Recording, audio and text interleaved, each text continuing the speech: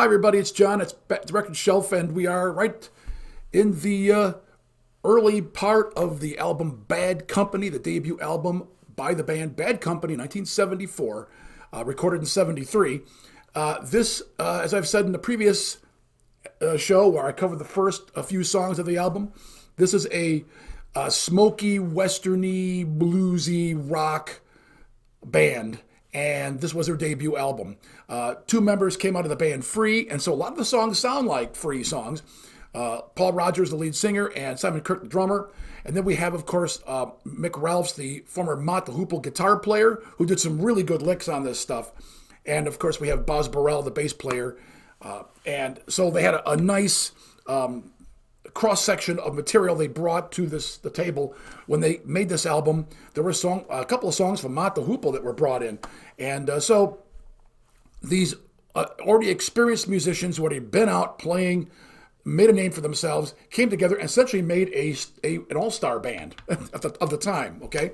And Bad Company is interesting because either you like them or you don't really like them. And I've noticed this my whole life. Now, when they first came out, I was a freshman in high school. This album came out. Everybody was wearing the Bad Company, like the album, the black shirt, white Bad Company. And at the time, I hadn't really thought about Bad Company. I wasn't really listening to that music. I was just discovering bands like Queen, just Led Zeppelin. I learned The Who. So when Bad Company came along, I'm like, okay, who are these guys? I've heard a Free song, but I don't know who these guys are. I never listened to Mott the Hoople. I didn't really know what to do with it. But everybody seemed to really, it was like a very popular album at the time. So I got the t-shirt with it, and I wore it to class like everybody else. But as I got older, I began to appreciate more and more what these guys were doing. And like I said, this isn't hard driving, fast rock and roll. This isn't party rock. This is kind of a classic, old school meaning like early 70s, late 60s rock sound. And it's heavy on the, they're heavy on the rhythm, but not to overworld, not to excess. There's no flash. There's no multi-layered studio effects going on here. You've got a great lead singer in Paul Rogers who has this smoky, sensual a voice that just works so well with what they're doing. Simon Kirke's drumming, as I said in the previous video, was just right. He would play that fraction of a second back on that beat to hold the song back, give it a sense of heaviness and fullness to it, which John Bonham was known for. And so that Simon Kirke was a great addition to this thing. Boz Burrell had really good bass playing going on. He worked so well with Simon Kirke on the rhythm section. And of course, Mick Ralphs had some incredible guitar licks on their songs. Really just sensual, sexy, exciting, amazing guitar licks that Mick Ralphs brought to this band. And they put out songs that are memorable, some of the songs that come out here will always be well known by our generation especially. We remember them. We had them at dances. It would come on the radio.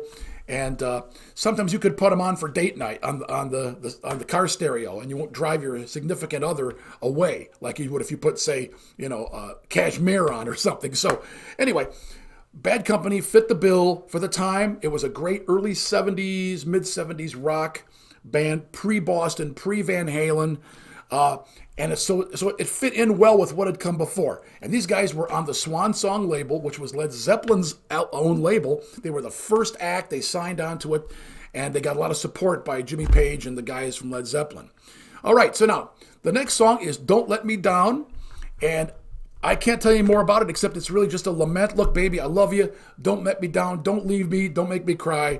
I need you. I love you. That's it, really. Very simple stuff. A lot of other songs are about, but you have Paul Rogers. It really makes you feel like he means it when he sings it. All right, so here we go with Don't Let Me Down.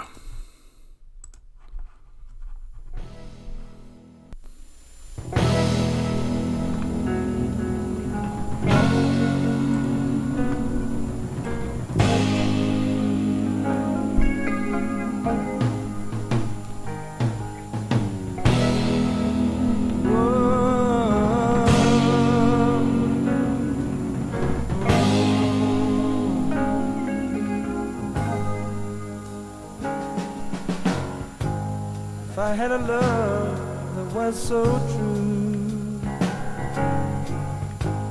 Now I wouldn't have to make do with the half of love that I have found that is tearing me down to the ground. Don't let me down. Don't let me down. Don't let me down. Tell me love can be found.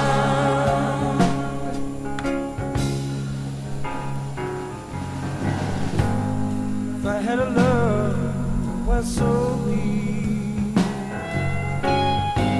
and who would know the way I feel? Oh, I want all your love today, just to keep me from fading away. Don't let me down. Don't let me down. Don't let me down. Yeah. Tell me love can be found.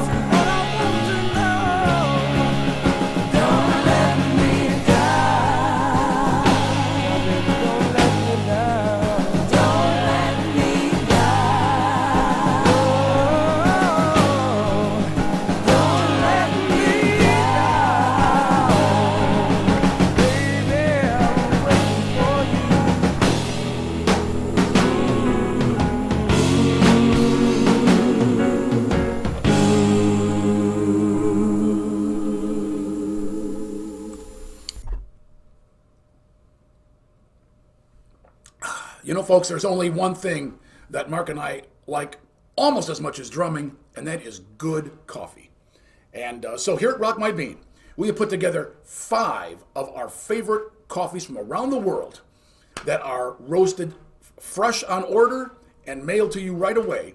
If you're interested in helping autism awareness, every purchase of this coffee, a percentage goes to the National Autistic Association to help autistic parents, help young people, help autistic adults.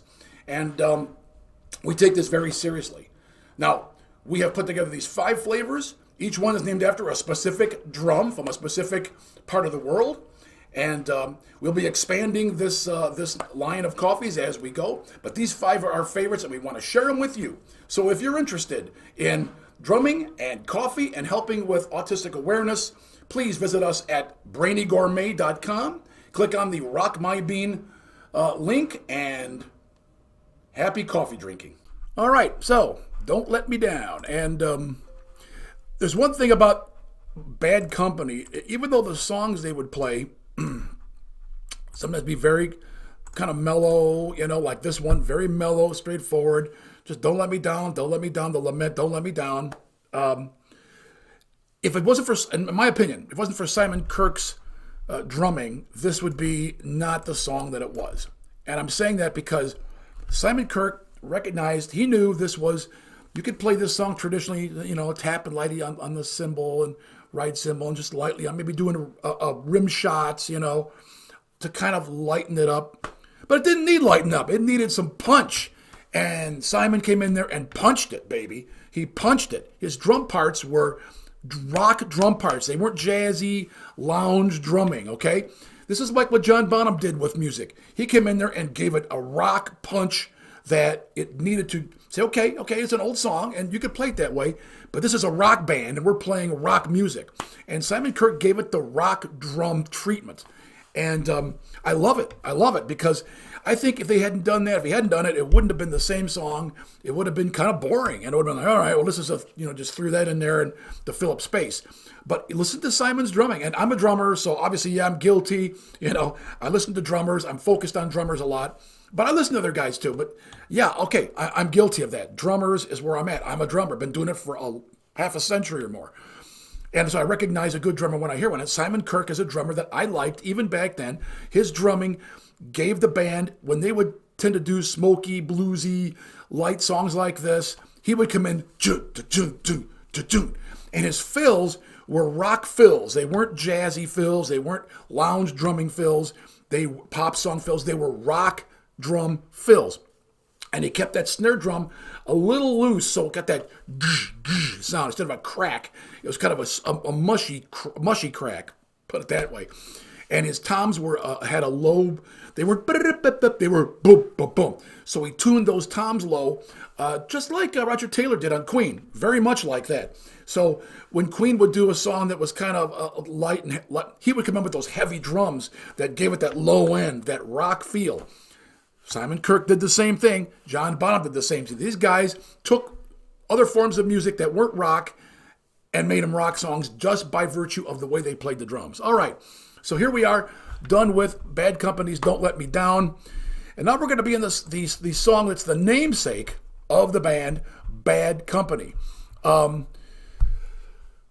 to just about every bio on this band, this is the song, this song and the band name came from Bad Company, which is a critically acclaimed Western starring Jeff Bridges back in 1972.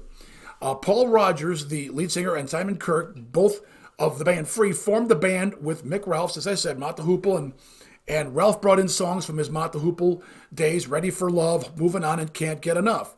Now, Rodgers and Kirke wrote the song Bad Company, decided to use it as the band name. Well, the story goes like this. According to Kirke, Rodgers saw a poster advertising the movie and thought, hey, that'd be a great band name. Well, Rodgers told a different story in a 2010 interview where he said it came from my childhood days. He saw a book on Victorian morals, and they showed this picture of a Victorian punk. He was dressed like a tough guy with the top hat and the spats and the vest and the whole outfit, and everything was raggy. The shoes were popped out of were popped out of the soles. The top of the hat was popped out. The guy was like a hobo, okay, leaning on a lamppost and with a bottle in his hand, a pipe in his mouth. He's a dodgy guy, kind of guy you don't want to be around. And you got this little choir boy kind of guy, a little kid actually, looking up at him, and underneath he says, "Beware of bad company." So the singer added that he decided to go with the song with the same name as the band, I think because it had never really been done as far as he knew. And he thought it was interesting to come out as a brand new band with its own theme song. So that's the story behind Bad Company. I think it was a great name. I think it was a genius name. I mean, you want to get that sort of smoky, dodgy feeling to it. A band that's kind of rough, kind of dangerous. That's the name you want. And I'm sure we were running around as teenagers with Bad Company, our T-shirts. Some of the older folks were like, okay, who are these guys, Are they good guys or bad guys? Well, we were just fans of the band, but obviously it gave that impression. And so, anyway, Simon Kirke and Paul Rodgers are credited with the song and given the band its name. So this is the namesake of the band, Bad Company, and it made radio airplay back in the day. So here we go with Bad Company. Right about now. Piano.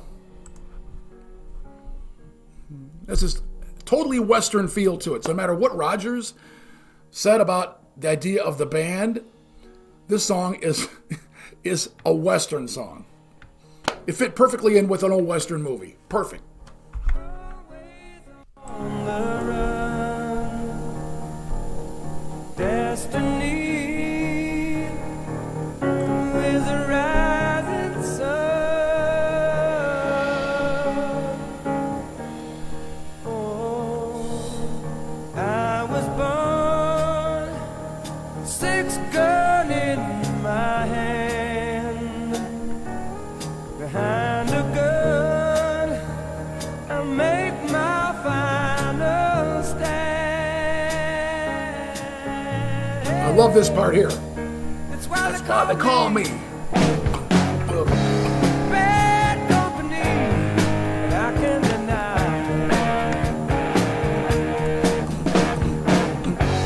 Bad company till the day I die. Till the day I die. Till the day I die. Go back. Piano comes in. Little hi-hat right there. Rebel souls, deserters we are called. I'm gonna pause it right here. Chose a girl. Okay, so the song is this guy is he's a gunslinger in the Old West, okay, and he lives by the gun. Clearly, he fought for the Confederacy. He's considered a rebel, and so this is why he became a gunfighter, because the society wouldn't accept him back in after the American Civil War. Okay, here we go with the rest of the song. And threw away the sun.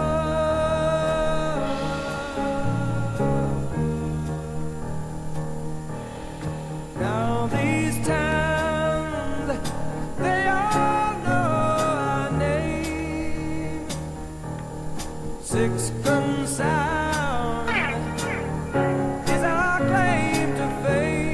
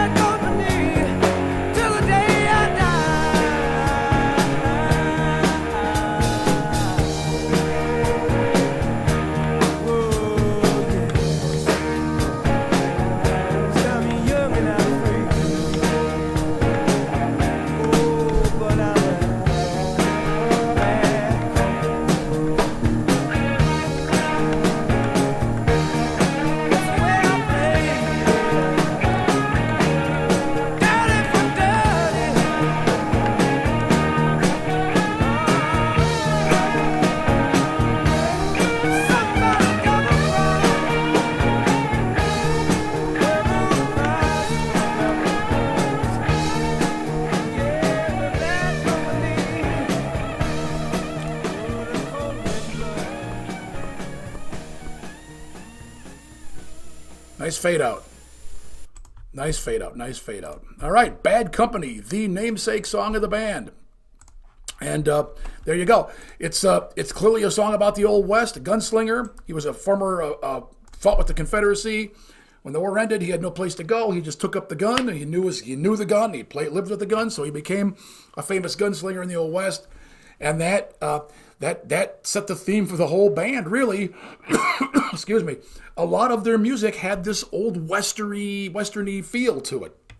Like I said, it wasn't fast and flashy and party music. It was. It had a texture. It had an emotion.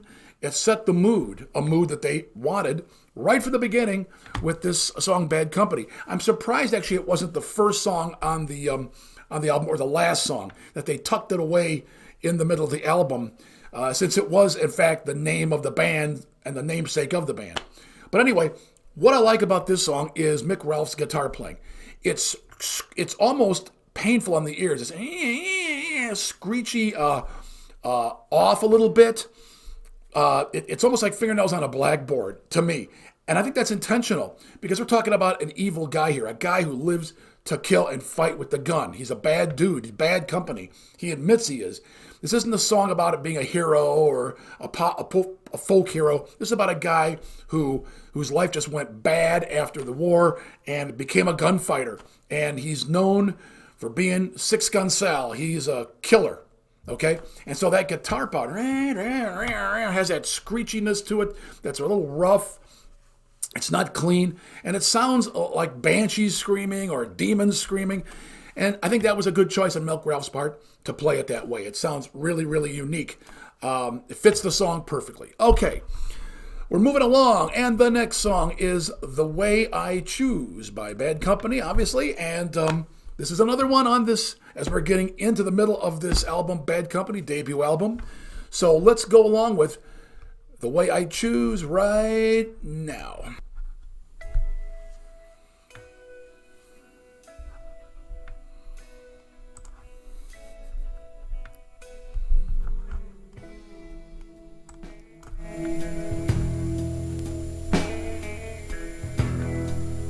I live my life the way that I choose. I'm satisfied, nothing to lose.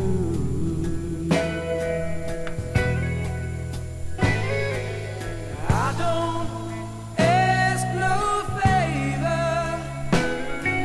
I don't know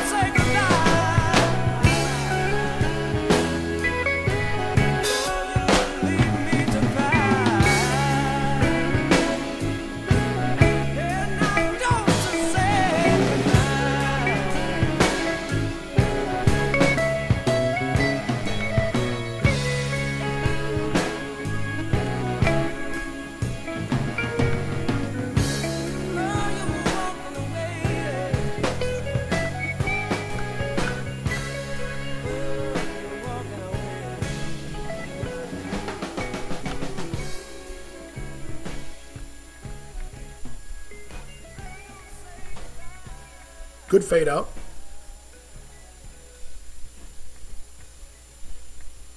All right, there we go. There you have it. The Way I Choose. Once again, this is a song about being, basically bad company. I'm living life the way I choose.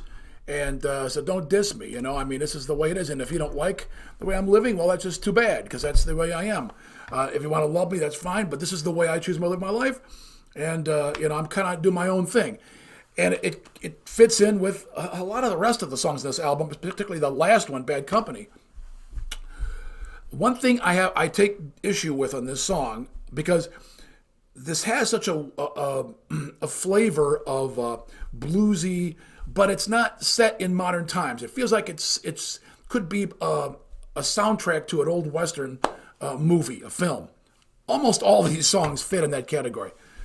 And sometimes I do like the saxophone coming in. I like saxophone can be dirty, can bring in motion and heaviness. But in this case, I don't really think it fit very well. And this is my personal opinion. I'm sure some of you disagree. I think it was not the song for the saxophone. And it came in and it kind of leveled out with the guitar. And I felt like it was too close to the it didn't add anything to the song. In fact, I think it took away from the song a little bit to put that saxophone. I understand why they might want to do it, to introduce something, a new sound, a new texture into the song, but I don't think the saxophone was the right choice. Mick Ralph's guitar playing was adequate. It was good. And I mean adequate for the part. It was really good guitar playing, in my estimation. He had a really good tone on that guitar. He noodled around and carried, he didn't even carry the melody. The bass guitar and the singer did that. The guitar was just kind of kind of jazzy in the background, just fleshing it out with little frills and stuff.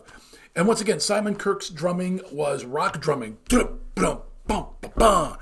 didn't pull back, didn't start playing rim shots, didn't start tickling the cymbals. He might or hit the hi-hat a little bit, but when he came in, it was a brum bum ba ba brum. And I like that. Because Bad Company is a rock band. They're not a jazz band or a top 40 pop band. They're not a lounge act. They're a rock band. And Simon Kirke's drumming gave it that rock feel. You knew it's a rock band because he's playing it like a rock drummer plays in a rock band. So I like that. Now, I'm a drummer. I'm partial, I know. But believe me, I appreciate what these drummers did, like Simon Kirke. And he knew he was playing a light song here, but he had to keep it rock. So he did. And I like the fact that Simon Kirke's fills are always different. He doesn't do the same thing over and over again. He'll change it up. And he does some interesting combinations of hi-hat, snare, toms. He knows when to come in with the accent, but boom. He comes at the right time. He really has a good skill on that. So I like Simon Kirke's drumming all throughout this band's history. And once again, of course, Paul Rodgers' singing is just exactly perfect for what they're doing. It's that smoky, sensual, hard to find language really to fit, but that's the voice he had. It wasn't super high, it wasn't super low. He didn't have this huge range, but it was just right for what they were doing. And it fit perfectly. And Boz Burrell's bass playing worked right with Simon Kirke's drumming, locked in, nice lock in, very tight. So that's where we are now in Bad Company's debut album, Bad Company. We got more songs to come, so I hope you'll stay with us on this Magic Carpet ride through the greatest rock albums of the 70s and 80s. We're doing Bad Company by Bad Company. It came out in 1974, and as I said, it just debuted just before bands like Boston came out in 76, Van Halen in 78. Queen was just coming into with their stuff. So Bad Company actually came in, I think, a little late with this style of music. This really belonged more 71, 72, 73.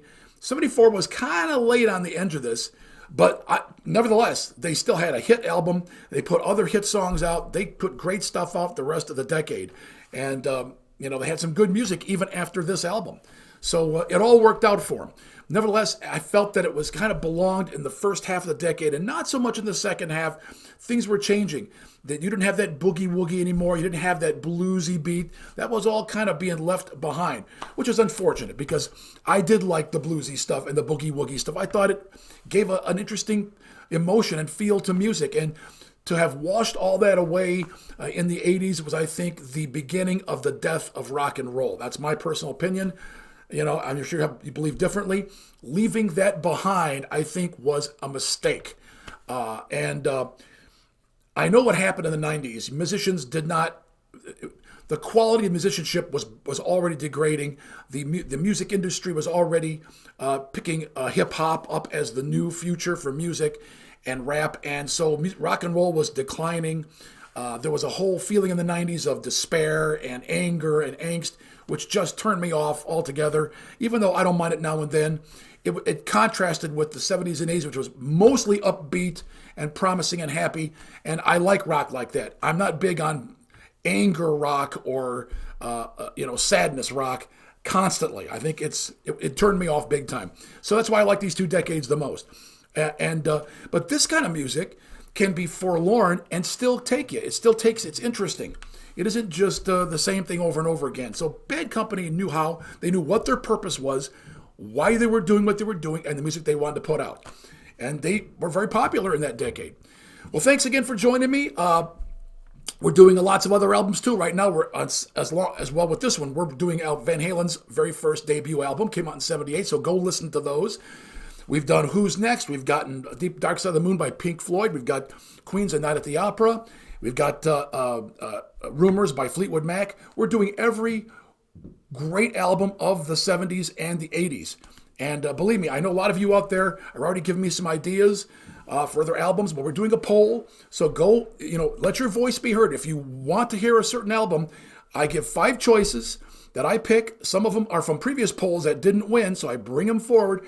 And you want to be heard. If you want other albums, I've got 5 choices. Get in there and vote because I will pick the one that wins. And right now, right at this moment, the Eagles Hotel California is way ahead of the pack. But there's other good albums on that list. So if you want a chance to hear me review those albums, get in there and vote. Get your voice heard because I want to give the people what they want. So there we go. All right. Thank you for joining me. It's John from Record Shelf. Please join me again. As always, I want to see you next time. Keep rocking on.